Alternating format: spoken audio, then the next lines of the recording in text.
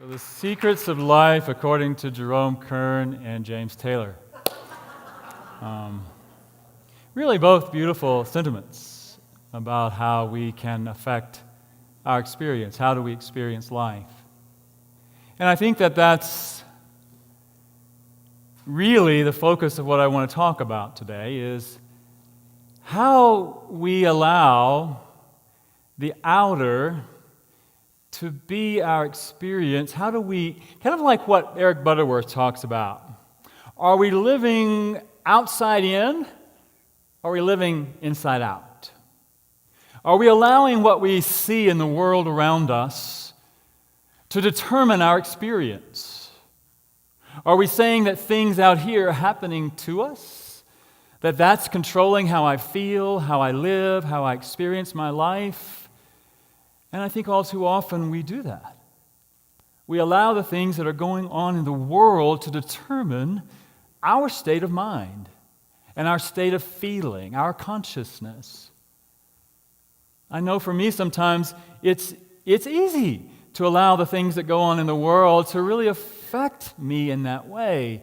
But what Butterworth talks about in his book and what we teach in Unity is that we are to live our lives from the inside out, meaning that we experience life.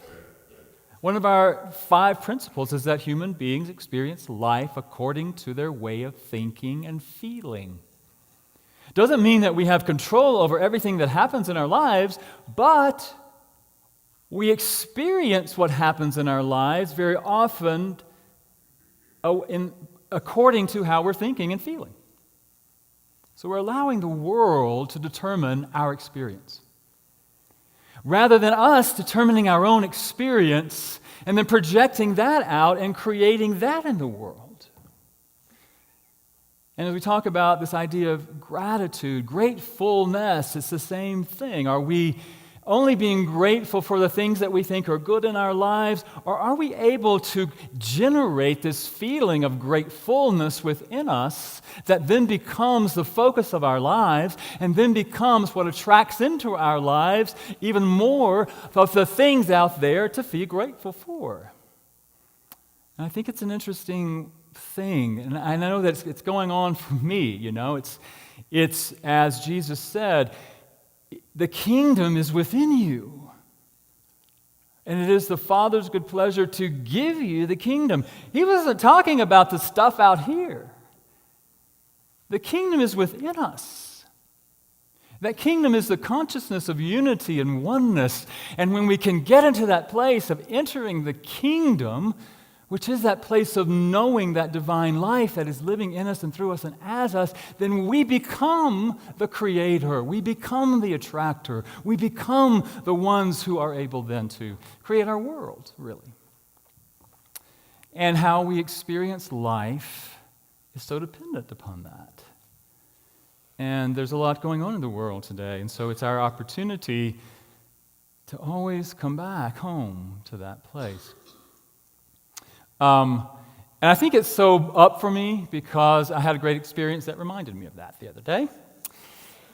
And at the risk of revealing too much about myself, I'm going to share this story with you. I have to give you a little bit of background on this story. I officiated a wedding for a couple last weekend in Evergreen. A couple who has been attending here off and on a little bit over the past year, and I've gotten to know them a little bit. I met with them a few times, got to know what they were interested in, got to know the theme of their wedding, the things they wanted to talk about, and I worked on creating this ceremony for them and working things in that they wanted and all of that. I met with them about 2 weeks prior to, and on Friday was a busy day. I was busy doing things here, and I was busy massaging the ceremony, getting it ready, and I was heading out to go to the rehearsal in Evergreen at noon. And so I was thinking, I was leaving a little later than I like to, and if any of you know me, you know I hate being late. I absolutely hate being late. And there was a time in my life when I would not even go if I knew I was going to be late. There's so much attached to that in my own mind about honoring people and what it would mean for me and what they would think about me if I'm late, all that kind of stuff. So I'm already late trying to get there at noon. So I get in my car, I'm thinking, I even had that thought, I hate being late. So I headed to Evergreen, going down Hampton, what is that, 285, and there was an accident. A few miles ahead of me, of course. So I was stopped in traffic. I knew I was going to be late. I looked at my Google Maps and it said you're going to be there at 12:09. Oh my gosh, I'm going to be late. Oh my God, what are they going to think about me? How am I ever going to get, I hate this. So I thought, okay, while I'm stopped, I might as well look at my emails. So there was an email from the bride saying, "Are you coming?" And then there's another email that said, "We're here waiting on you. Are you lost?" And then I realized the rehearsal was at 11. Not at noon. Needless to say, I was not happy with myself at that moment. And luckily, there was not a tape recorder in my car at that moment, because I'm sure I said a few choice words. I was panicked.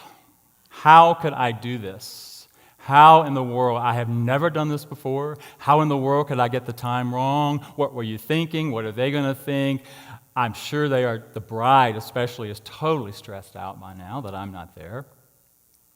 So, as one might do, in that state of mind, I am driving, I'm driving, trying to make it through traffic, finally got through the, you know how it is when somebody's in an accident, you think, oh, they must really need help, and oh my gosh, it's a horrible thing that happened. What goes on in your mind when you're in a hurry? Well, why did you do that, you idiot? Why weren't you looking? All of this stuff. So I'm speeding to get there. I pull off, if you guys are familiar with it, it's South Turkey Creek Road, I think, which is like this, up to Evergreen. And of course, I exit onto the exit behind a delivery van that wants to go as slow as he possibly can go. And so I am just going crazy. You can't pass on that road. So, and by the time I got there, it was about 12:10 by the time I got there. Of course, I sheepishly walk into the, and of course, the first thing that the coordinator said, she said, "You're not going to do this to me tomorrow, are you?" Thank you very much for rubbing salt in the wound. But I apologized to the groom and I apologized to the bride. Well, I was in such a state. And I had worked on this ceremony for weeks. And even the night before, the bride had sent me some things that she wanted to incorporate into the ceremony. And so I was working on massaging it so it was a perfect flow. It worked really well. So by the time I got there, the coordinator had already decided how the flow was going to go. Oh my God!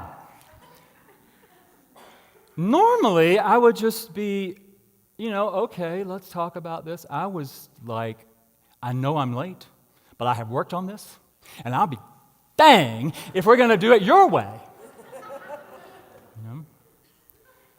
So it's one of those things about allowing what was happening on the outer to completely affect my way of feeling about myself, about the other people, about what was going on in that moment. I was allowing the outer to be my inner world. Now, what we teach is that, I would like to say that I stopped and I prayed and I meditated. I would love to be able to tell you that's what I did. but that's not what I did.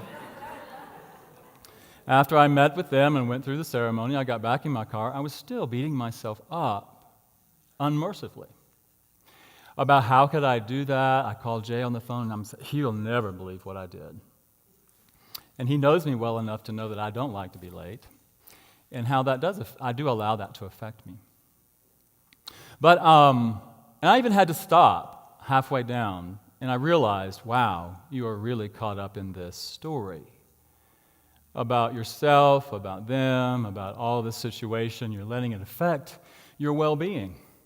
And what we know about that, and what science is really teaching us about that, is that affects our physical well-being.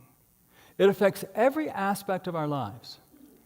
When we are caught up in that kind of tension and anxiety. And so it was just a really good lesson for me about how I let the outer affect my world. But what could I do different? And I did do something different the next day as I was going back up the mountain to the wedding. What was that? I did leave earlier. I did leave earlier. That was one thing I did.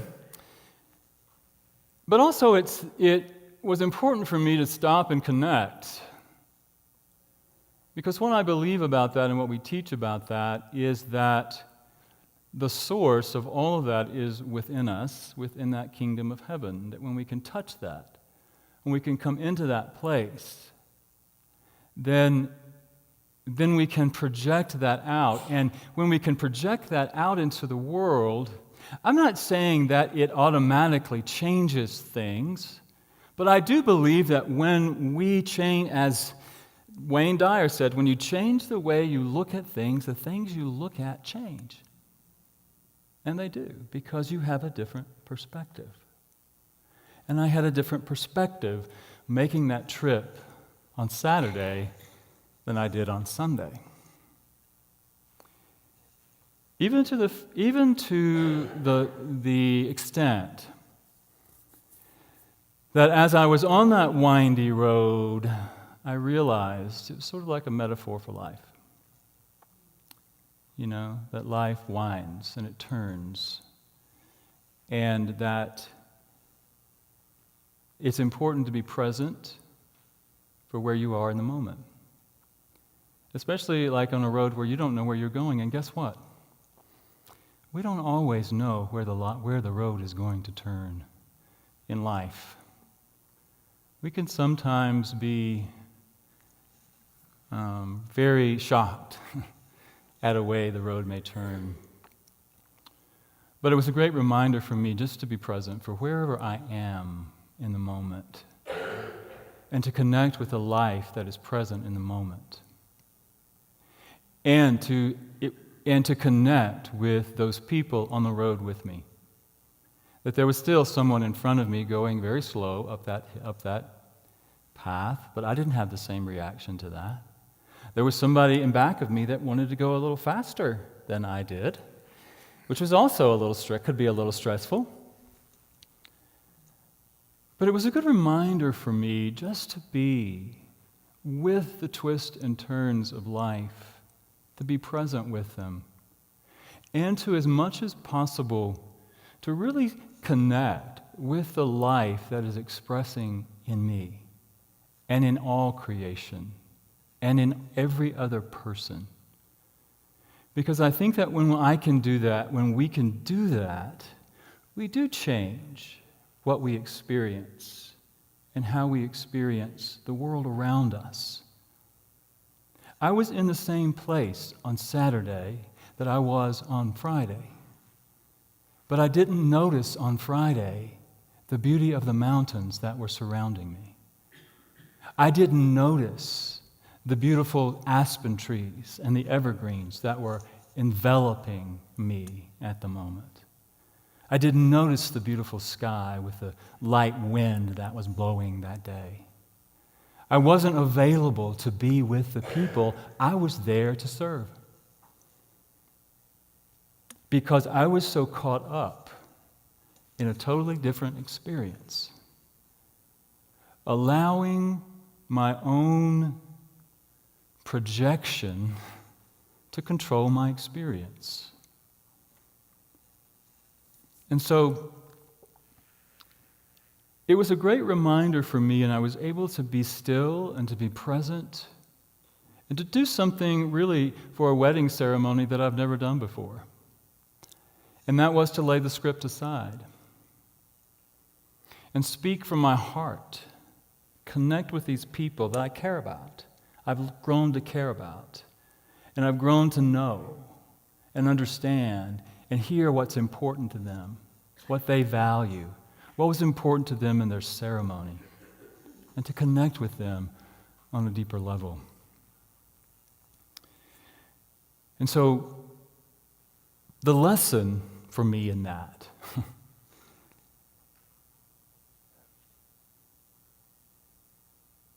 again was to, as much as possible, focus on the kingdom. As Jesus said, seek first the kingdom, and all this other stuff will take care of itself. It may not go exactly the way I want it to go or think it should go, but I can meet whatever happens along that road from a more centered place, a more peaceful place, a more loving place. And not only that, but I'm more available for myself. I'm more available for the people in my life. And I'm more available really to be a blessing to the world, to give from my heart and to give from that place of deep connection.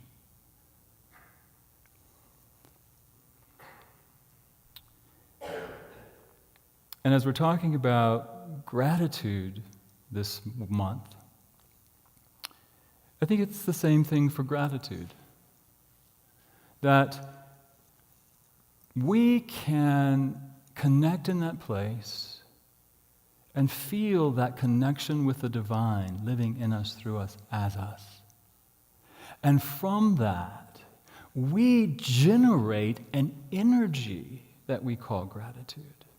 Eric Butterworth says it beautifully in Spiritual Economics, that gratitude we often think of as an emotional response to something on the outer. That we feel gratitude when somebody does something for us or gives us something.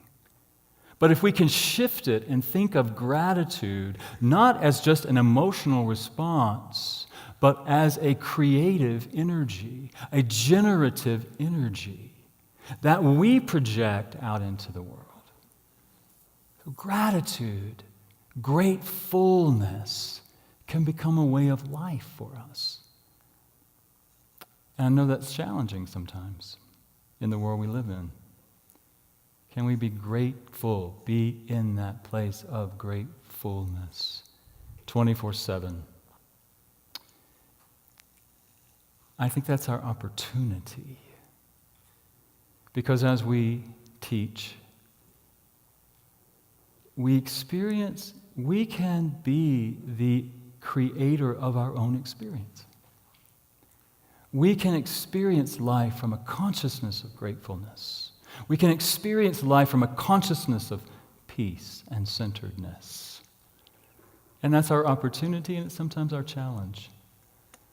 Especially when we see things going on in the world around us that seem horrific or painful, scary. It's our opportunity to remember to go to the kingdom, to connect with that place within us that knows, and then to experience life from that place.